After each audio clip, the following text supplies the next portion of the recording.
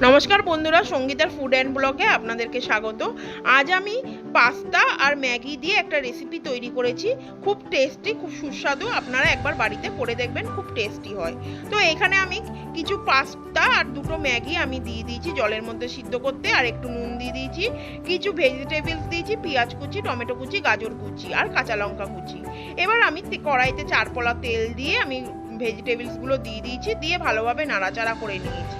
নেওয়ার পরে তারপরে আমি ভালোভাবে নাড়াচাড়া করে একটা ডিম সিদ্ধ নিয়ে নিয়েছি। ডিমটাকে আমি গ্রেট করে দেবো গ্রেটারের সাহায্যে, অথবা আপনারা ম্যাশও করে দিতে পারেন।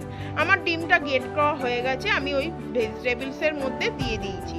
দিয়ে একটু নুন দিয়ে ভালোভাবে নাড়াচাড়া করেছি। তারপরে ওই পাস্তার ম্যাগিটা সিদ্ধ করা ছিল, ওইটা আমি দিয়ে দিয়েছি, আর সাথে একটু নুন দিয়ে দিয়েছি, একটু চিনি আর ম্যাগির মশলাটা সব দিয়ে দিয়েছি।